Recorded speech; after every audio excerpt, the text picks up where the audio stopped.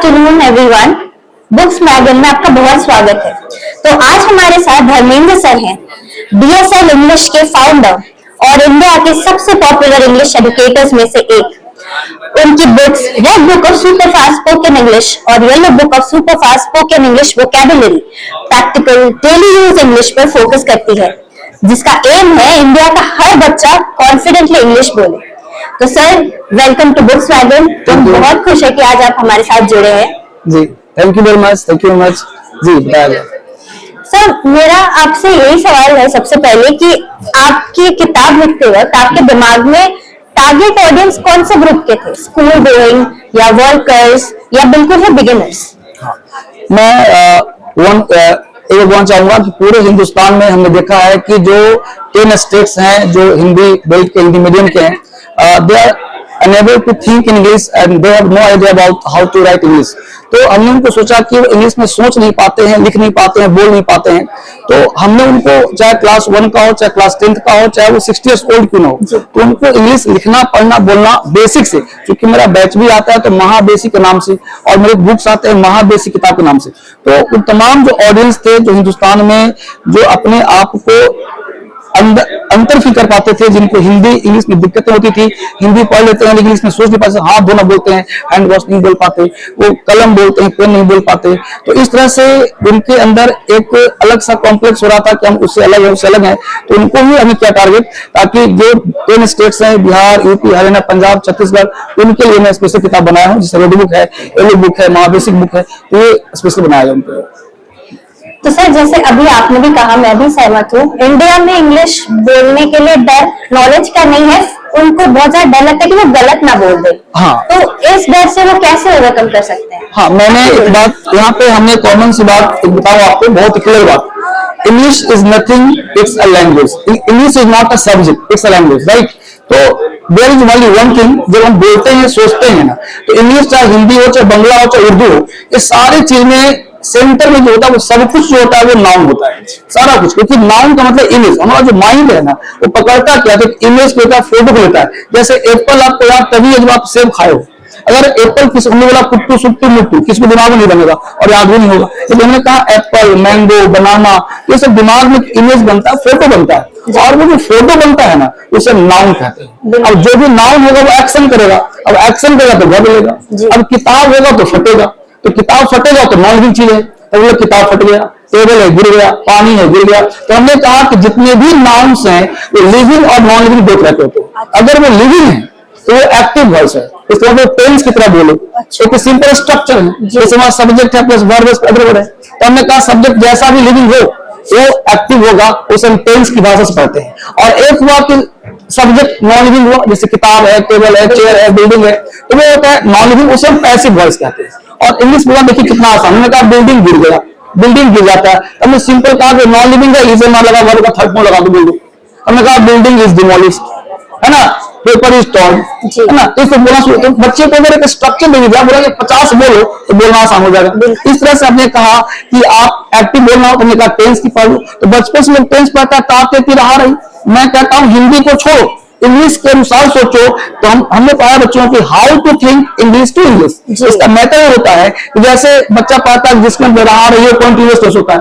हमने कहा बहुत अच्छी बात, आज बताओ कि सूर्य पूरब से निकल रहा है या सूर्य पूरब से निकल रहा है, किस अंग्रेजी क्या होगा? तो बच्चा बोलता है the sun is rising in the east. मैं बोलता हूँ बेटा ऐसे नहीं, इंग्लिश होता है सिचुएशनल। अब देखो कि सूर्य निकलता था, निकलता है, निकलता रहेगा। इस एक्शन को बोलते हैं हैबिचुअल एक्शन।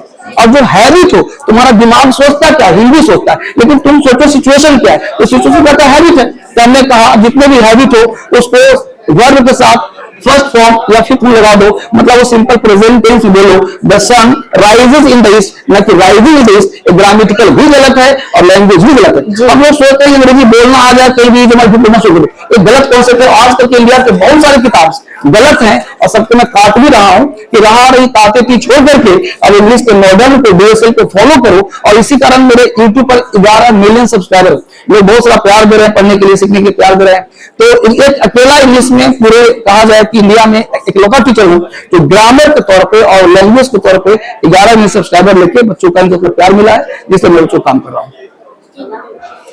बिल्कुल सही कहा सर। सर मैं आपसे ये पूछना चाहती थी कि हमको बहुत सारे कॉम्प्लेक्स ग्रामर के बुक्स मिलते हैं, जिसकी वजह से जो इंग्लिश बोल भी पाते हैं सही से, उनको भी सही से वो बोल नहीं पाते, वो सेंटेंसेस फ्रेम नहीं कर पाते। हाँ। तो आपकी जो रेड और येलो बुक है, ये ट्रेडिशनल ग्रामर किताबों से अलग कैसे है? यस जी, सबसे पहले मैं कहना चाहूंगा कि ये ग्रामर क्या, जैसे हम लोग हिंदी में बोलते हैं या इंग्लिश बोलो, रोड के बाहर चलना चाहिए, ये कोई संवैधानिक रूल तो नहीं है ना। अच्छी बात, आपको तेज नहीं बोलना चाहिए, हॉर्न नहीं बजाना फालतू का रोड के बीच में, तो ये सब क्या है, नियम कानून का मतलब ये होता है कि आप एक सिस्टमेटिक चले। मैं कहता हूं कि if you want to speak English fluently, don't try to search the error of others.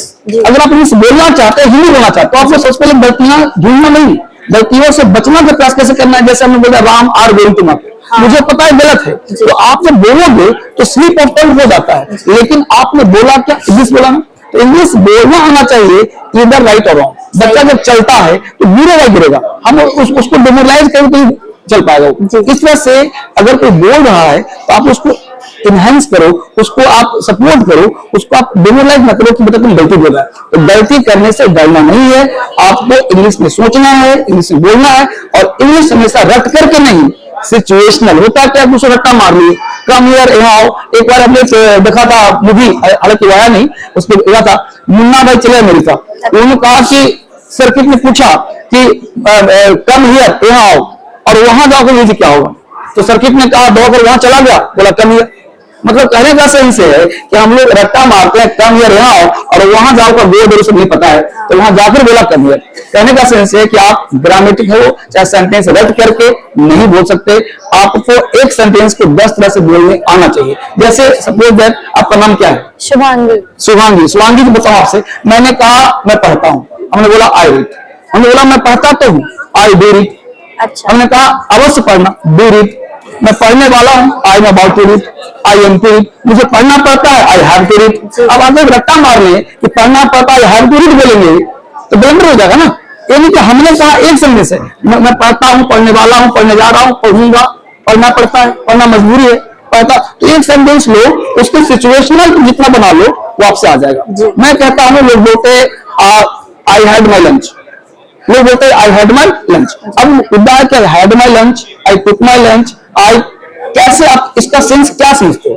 तो आजकल मॉडर्न युग में हैव हैड का मतलब रखना, खाना पीना सब सेंस हो रहा है, राइट। लेकिन आपको समझना ये है कि जस्ट पास्ट और मोर पास्ट में क्या अंतर है। आपको जानना है कि हैड के साथ हैड आ सकता है, हैड के साथ हैव आ सकता है, क्या आ सकता है, तो ये सारे नॉर्म्स आने चाहिए और बेसिक ग्रामर जानना चाहिए। लोग अफवाह वाले कि बिना ग्रामर नहीं बोलोगे, बिना इंग्लिश लो।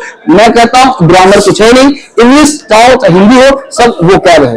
आप वोकैब को जोड़ करके ही सेंटेंस बोलते हैं। अगर वोकैब नहीं है तो आप लैंग्वेज नहीं बोल पाओगे। आपने पानी बोला, उसको आपको वाटर आता है ना। आपने फूड बोला, उसको भोजन आता है। आपने राइस बोला, उसको चावल बोलते हैं। कहने का सेंस है वोकैब दिमाग में आता, कुछ नहीं आता। सेब याद है, हिंदी में सेब खाते हैं, अब सेब खाते हैं, आपने बोल दिया सेब खाया जाता है। अब सेब खाते हैं, खाया जाता है, वो था इक्वल, तो हमने बोलेगा एप्पल्स आर ईटेन और क्या एप्पल इज ईटेन। मुद्दा ये करता है कि आपको, क्योंकि इंग्लिश लैंग्वेज में दो ही चैप्टर होता है, टेंस और वॉइस, ये दो चैप्टर आप पढ़ना चाहिए। Then you are able to speak anything, whatever comes your mind, just to be able to speak. Otherwise आप नहीं बोल सकते। इंग्लिश वोकैब है, वोकैब आपको आना चाहिए, वोकैब का माइंड होता है। बिल्कुल सर, बिल्कुल सर, मैं बिल्कुल आपसे एग्री करती हूँ। सर मैं ये पूछना चाहती हूँ कि आपकी किताब में, जैसे आपने टाइटल में लिख रखा है 45 डेज का चैलेंज, तो 45 डेज का ये चैलेंज रेगुलर प्रैक्टिसिंग के बाद एक इंसान में कितना ज्यादा चेंज आ सकता है? मैं कहता हूं, जैसे आपने देखा रेड बुक है, येलो बुक है, इसका मैं रेड बुक नाम क्यों रखा? क्योंकि रेड एक सिग्नल कहता है कि आप अलर्ट हो जाओ, आप जहां गलती करते हो गलती नहीं करना। और वोकैब में लिखा येलो बुक, मतलब पीला, मतलब आप अभी इस एज में है तो आपको वोकैब के माध्यम से रेड तक पहुंचना है, बोलने के लिए। और इसमें क्या होता है, आपने बार बार फोकस किया गलतियां करने पे, या बच्चा कैसे सीख पाएगा उसको, 45 दिन कैसे कर पाएगा। मैं कहता हूं कि आप आज से ही, you have to start from today, don't try to wait for tomorrow. आज और अभी ही पल है। एक वोकैब जानते हो, उसी से बोलना शुरू कर दो। एक सेंटेंस जानते हो, वहीं से 10 मांगे प्रयास करो अभी से, और आज ही आपका मौका है। 1.5 महीना बहुत बड़ा होता है, 45 दिन बहुत लंबा होता है। Start from tomorrow. बिल्कुल सर। सर आपके 11 मिलियन सब्सक्राइबर्स हैं, आप एक बहुत बड़ी वॉइस हैं, तो बहुत जो बच्चे रिमोट एरियाज में रहते हैं उन तक भी आप एक्सेसिबल बना रहे हैं। तो मेरा आखिरी सवाल बस यही है कि डिजिटल प्लेटफॉर्म्स जो एडुकेटर्स आप भी यूज करते हैं, उससे एडुकेशन, उससे बेसिक एडुकेशन कितनी ज्यादा एक्सेसिबल और एडवांस हो चुकी है सबके लिए? मैं बात करना चाहूंगा, बताऊंगा आपको कि 11 मिलियन सब्सक्राइबर जो हैं ये हमारे सारे 10 स्टेट से लगभग हैं। हालांकि हमारा क्लास 55 कंट्री में चलता है। मेरा ऐप है डीएसएल क्रांतिकारी ऐप, डीएसएल ऐप, जिसमें 5 मिलियन 10 मिलियन डाउनलोड्स हैं। तो ये बड़े मेरा ऑनलाइन क्लास में लगभग हर महीने लाखों एडमिशन होते हैं। ऑनलाइन क्लास, ऑफलाइन भी पढ़ाता हूँ मुखर्जी नगर में, तो मेरे यहाँ बच्चे ऑफलाइन ऑनलाइन सारे जुड़ते हैं। तो इस तरह से मेरे ऑनलाइन में 25 बुक्स आते हैं, लेकिन यहाँ से 4-5 किताब आते हैं मेरे।